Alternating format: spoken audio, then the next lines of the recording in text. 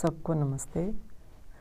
कर्म से ज्ञान श्रेष्ठ है, क्योंकि सभी कर्म ज्ञान में ही जाकर के विलीन हो जाते हैं, समाप्त हो जाते हैं। आगे ज्ञान को ही श्रेष्ठ मानते हुए इसी प्रसंग में एक श्लोक आता है, नहि ज्ञानेन सदृशं पवित्रम यह विद्यते तत्स्वयं योग संसिद्ध कालेन आत्मनि विन्दति। ज्ञान के समान इस पृथ्वी पर पवित्र वस्तु दूसरी कोई भी नहीं है। उसे योग से सिद्ध हुआ पुरुष आप ही समय पाकर अपनी आत्मा में प्राप्त कर लेता है। श्लोक के माध्यम से क्या कहा है कि इस दुनिया में, इस पृथ्वी पर ज्ञान से अधिक पवित्र वस्तु कोई भी नहीं है। और इसको कौन जान सकता है? इसको जान सकता है जो योग से युक्त हुआ पुरुष है। योग से युक्त हुआ पुरुष जब इस मार्ग पर चलता है तो कहा कि समय पाकर वह जो है अपनी आत्मा में उस ज्ञान को प्राप्त कर लेता है।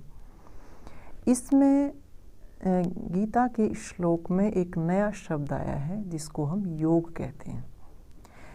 ऐसा व्यक्ति जो योग से युक्त हो जाता है वही व्यक्ति ज्ञान को प्राप्त करता है।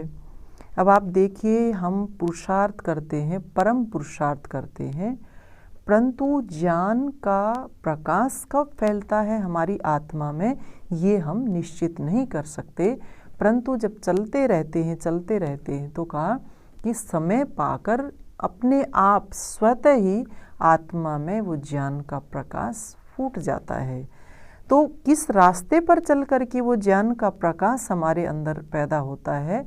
तो कहा योग से युक्त हो कर के जब व्यक्ति चलता है तभी जो है ज्ञान का प्रकाश हमारे अंदर आता है।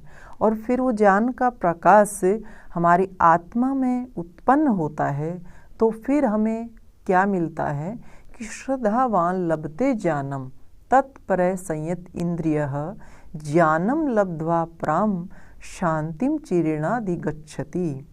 कि श्रद्धा से युक्त इंद्रियों का संयम करने वाला ज्ञान मार्ग में जो तत्पर हो जाता है, आगे बढ़ता है, ज्ञान को प्राप्त करता है। ज्ञान को प्राप्त करके शीघ्र ही वह परम शांति को प्राप्त करता है। कि योग से युक्त हुआ व्यक्ति जो है वो कैसा होता है?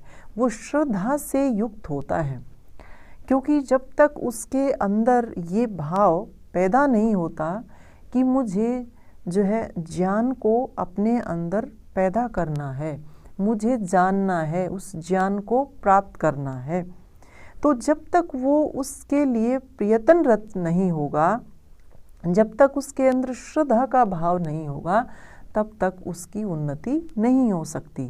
और कहाँ जब व्यक्ति श्रद्धा से युक्त होता है तो अपनी इंद्रियों को वो संयमित करके चलता है, वो इंद्रियों का तप करता है, उस ज्ञान के मार्ग पर आगे बढ़ता है।